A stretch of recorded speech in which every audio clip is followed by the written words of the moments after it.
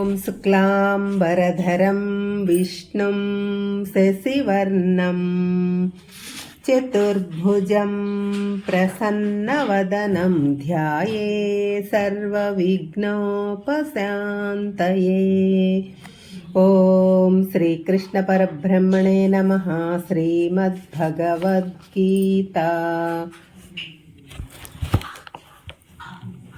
अध एकादशोऽध्यायः विश्वरूपसन्दर्शनयोगः।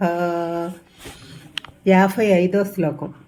మత్కర్మ కృన్మత్పరమః మద్భక్తః సంగవర్జితః నిర్వైరః సర్వభూతేషు యస్స మామేతి పాండవా।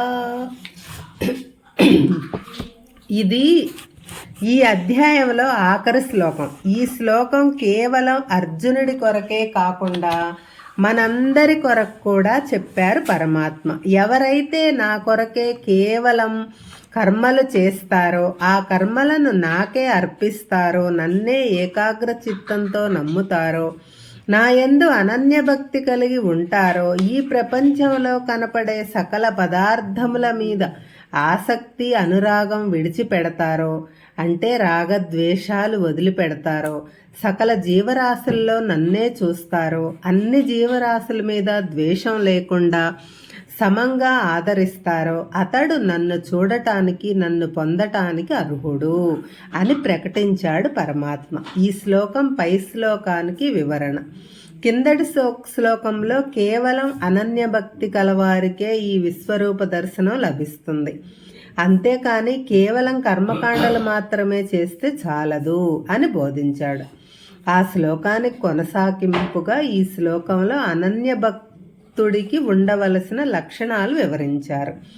ఈ శ్లోకంతో విశ్వరూప సందర్శన యోగం సంపూర్ణం అవుతుంది. తరువాతి అధ్యాయం భక్తి యోగం.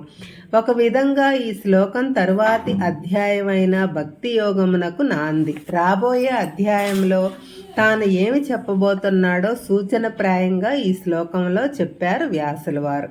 భక్తి అంటే ఏమిటి అనే ప్రశ్న మనందరిలోనూ ఉదయిస్తుంది.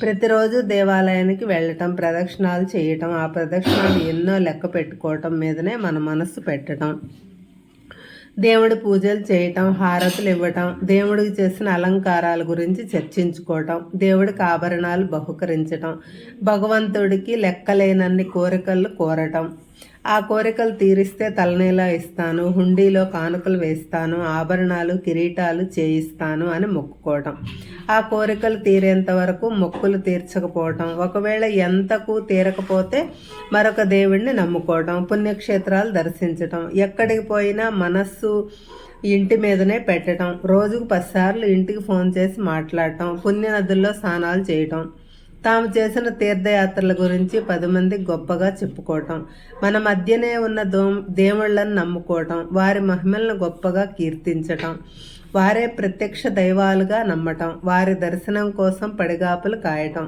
ప్రస్తుత కాలంలో మనం భక్తి అనుకున్నది ఇదే.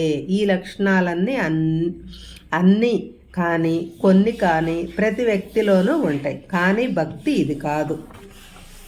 అది మనం తెలుసుకోవాలి. భక్తి అనేది మనం చేసే పనుల వలన వ్యక్తం అయ్యేది కాదు. అసలైన భక్తే మనసులో నుంచి పుడుతుంది, మనసంతా నిండి ఉంటుంది. అటువంటి ఆధ్యాత్మిక సాధన పేరు భక్తి. ఆ భక్తి వ్యవహారికంగా ఏ దేవుడి మీదనైనా ఉండవచ్చు. రాముడు, కృష్ణుడు, ఆంజనేయ స్వామి, వెంకటేశ్వర స్వామి, శివుడు, దేవి, దుర్గా ఎవరైనా కావచ్చు. కానీ అది చంచలంగా ఉండకూడదు. ఏకాగ్రంగా నిశ్చలంగా ఉండాలి.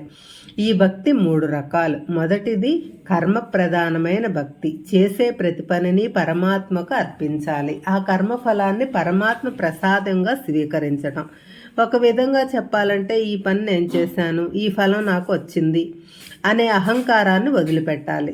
ఈ ప్రకారం చేస్తుంటే మన మనసు నిర్మలం అవుతుంది, నిరంతర శాంతి లభిస్తుంది. క్రమక్రమంగా ఈ కర్మ ప్రధానమైన భక్తి ఉపాసన ప్రధానమైన భక్తిగా మారుతుంది. మేం మార్చక్కర్లేదు, దానంతట అదే మారుతుంది. ఇది భక్తిలో రెండవది. ఈ ఉపాసనా భక్తి అంటే మనసులో నిరంతరం పరమాత్మను ధ్యానించటం. మనసంతా ఈశ్వరమయం చేయటం, అంతా రామమయం, ఈ జగమంతా రామమయం అనే పరిస్థితికి వస్తారు. దీనినే ధ్యానము అని అంటారు. ఇది మానసికంగా జరగాలి. మనం ఏ పని చేస్తున్నా మనసును పరమాత్మ మీద లగ్నం చేయాలి. ఈ భక్తి తరువాత స్థితి జ్ఞానం లభిస్తుంది. అంటే పైన చెప్పబడిన 2 భక్తులకు తగిన ఫలం లభిస్తుంది. పరమాత్మ గురించిన అసలైన జ్ఞానం లభిస్తుంది. పరమాత్మ ఎక్కడో ఓ చోట లేడు, ఈ విశ్వం అంతా నిండి ఉన్నాడు. ఇందుగలడు అందులేడనే సందేహం మనసులో నుంచి తొలగిపోతుంది. చక్రీ సర్వోగపతుండు అనే జ్ఞానం కలుగుతుంది. ఆత్మస్వరూపుడుగా మనలోనే సకల ప్రాణులలోనూ ఉన్నాడు అనే ఆధ్యాత్మిక జ్ఞానం కలుగుతుంది.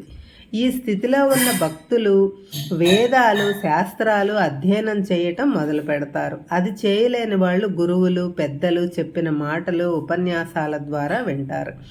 వీటినే జ్ఞాన యజ్ఞము అని అంటారు. భక్తిని ఈ విధంగా అర్థం చేసుకోవాలి. కానీ చాలామంది పండితులు మొదటి 2 పద్ధతులు వదిలిపెట్టి జ్ఞాన సముపార్జనే ముఖ్యం అని వేదాధ్యయనం, శాస్త్ర అధ్యయనం చేస్తుంటారు.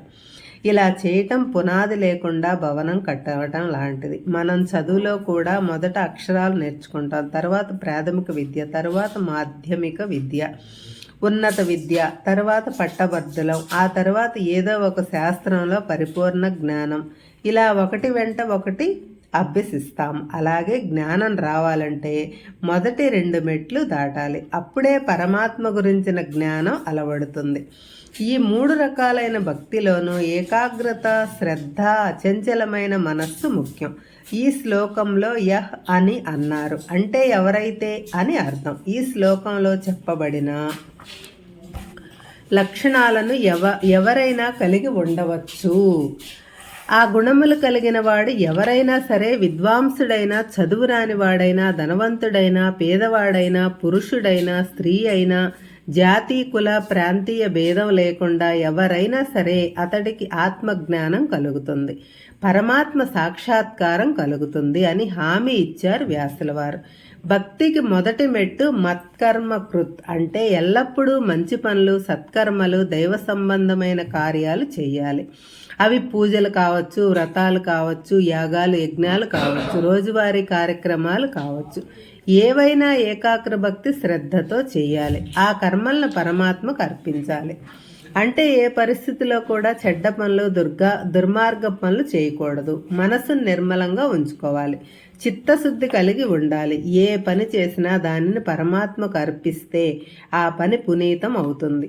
మనం అరటి పండ్లు కొంటాము, వాటిని ఎవరికిచ్చినా వారు ఆ పండ్లను తింటారు. కానీ అవే పండ్లను పరమాత్మకు అర్పించి నివేదిస్తే వారికి ఇచ్చిన వారు వాటిని భగవంతుని ప్రసాదంగా భావించి కళ్ళకద్దుకొని భక్తితో సేవిస్తారు.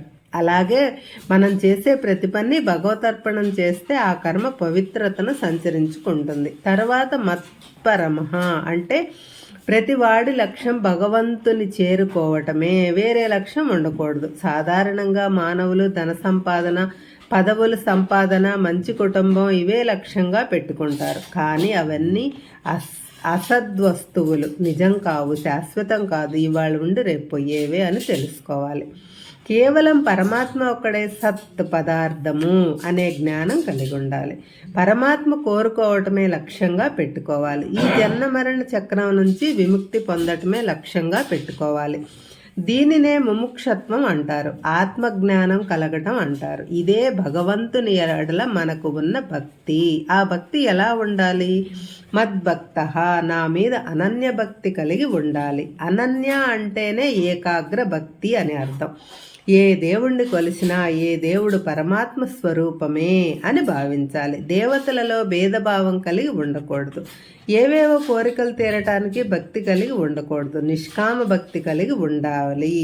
సంగవర్జిత ఇతరములైన అంటే పరమాత్మ తప్ప ఇతరములైన ప్రాపంచిక విషయముల మీద ఆసక్తి వదిలిపెట్టాలి. అంటే ప్రాపంచిక విషయముల మీద ఆసక్తి క్రమక్రమంగా తగ్గించుకోవాలి. తామరాకు మీద నీటి బొట్టులా ప్రపంచంలో సంచరించాలి. దీనినే సంగరాహిత్యం అంటారు. అంతేకాని భార్యాబిడ్డలను వదిలేసి హిమాలయాలకు పోవటం కాదు. మన ఇంటినే ఒక ఆశ్రమంగా మార్చుకోవాలి. అది వదిలిపెట్టాలి.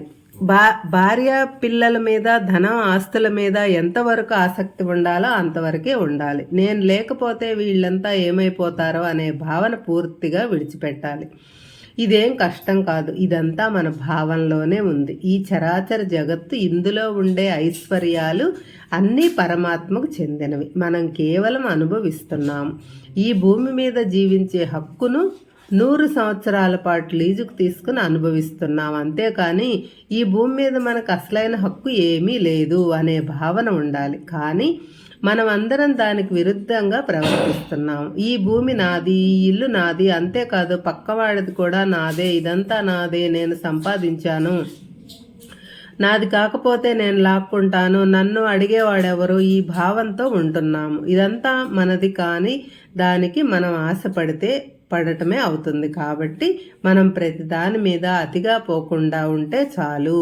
అదే సంఘరాహిత్యమునకు దారితీస్తుంది. కానీ ప్రస్తుతం ఉన్న పరిస్థితి ఏంటంటే చాలామంది ధనం, ఆస్తులు, భార్య పిల్లలు మీద అటాచ్మెంట్ కాకుండా ఇతరుల ధనం, ఆస్తులు, మనుషుల మీద కూడా అటాచ్మెంట్ పెంచుకుంటున్నారు. ఇదే భూ కబ్జాలు, మానభంగాలు, దోపిడీలకు దారితీస్తుంది. కాబట్టి ప్రతి వ్యక్తి తనని ఉన్న వాటి మీద అన్ని అటాచ్మెంట్ తగ్గించుకుంటూ ఇతరుల వాటి మీద ఉన్న అటాచ్మెంట్ పూర్తిగా తగ్గించుకోవాలి. అప్పుడే సంఘరాహిత్యం కలుగుతుంది. అంతేకాని లోకంలో జనాన్ని దోచుకుంటూ అందులో కొంత భాగంలో దేవుడికి బంగారు కిరీటాలు చేయిస్తూ పాపం పెరుగుతుందే కానీ పుణ్యం రాదు.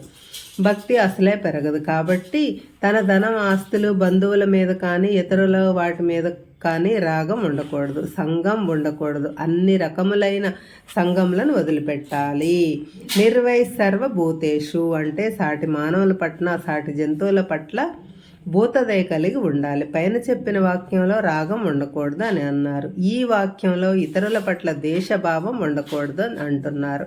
అంటే రాగద్వేషాలను పూర్తిగా వదిలిపెట్టాలి. అటు రాగం వైపు కాకుండా ఇటు ద్వేషం వైపు కాకుండా మధ్యలో ఉండాలి అని అర్థం. దీనినే పరిణతి చెందిన బుద్ధి అని కానీ వైరాగ్యం అని కూడా అనవచ్చు. వైరాగ్యం అంటే కేవలం రాగము లేకపోవటమే కాదు, ద్వేషం కూడా లేని స్థితి. రాగద్వేషాలను మధ్య ఉన్న స్థితి.